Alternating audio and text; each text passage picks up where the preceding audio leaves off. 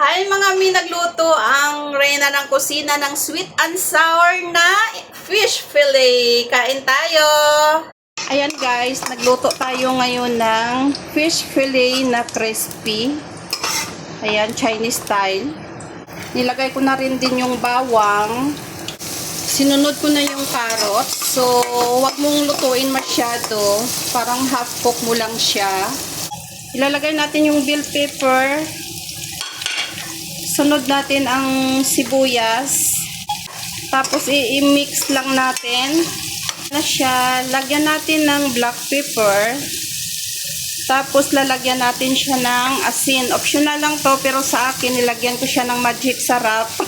Kakahiya naman maglagay ng magic sarap doon sa nag-viral na yon. So ayan, may magic sarap na. Nahiya naman ako sa magic sarap. Siyempre, hinalo ko na. Ilalagay natin yung pineapple chunk natin. Haluin ko na. So, ayan na siya guys. Nandyan na yung pineapple. Nandyan na yung mga sangkap niya lahat. Isda na lang ilalagay natin. At iyan na siya. Ilalagay na natin ang isda natin. Hahalo-haluin ko lang kasi wala akong tagahawak. Wait lang. At luto ng ating crispy sweet and sour na isda. Ayan. Luto na siya, guys. Oh. Luto na. Kain na tayo. Oh, picture lang kay mama. Uy, picture. Uy. Pag video. Oh, ayan, picture lang. Hindi video yan. Oh, picture. Beautiful eyes. Uy.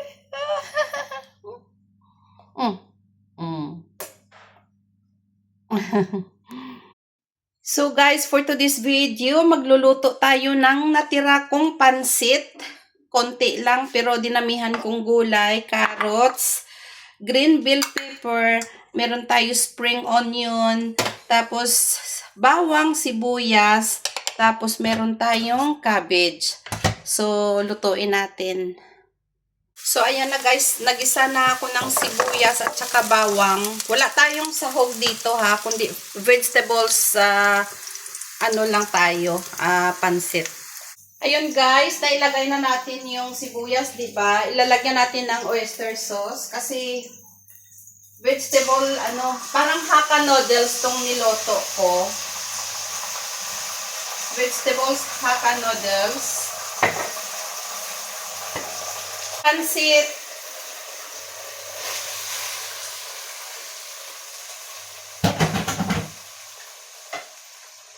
Hahaluin lang natin saglit.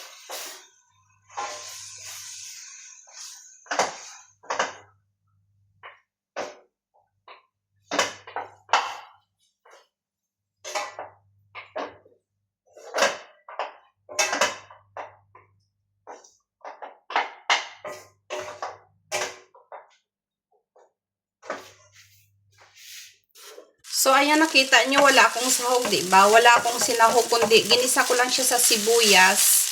At saka, lalagyan natin siya ng dark sauce. Dark soy sauce.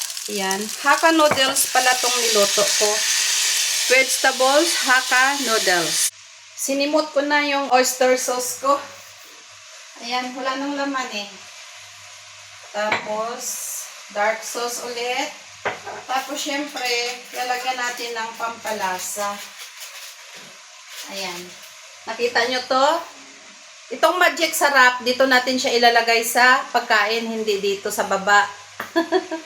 Ayan na siya, guys. Pero, mas bet ko lalagyan ng green chili para ma-feel mo talaga na siya ay yung Hakka noodles.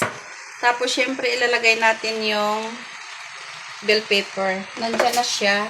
Lalagay na rin natin yung spring onion. So, ayan guys, haluin ko lang. So, ito na yung ating vegetables Hakka noodles. Kain tayo. Ayan siya guys. Ang nagpapasarap dito ay ito.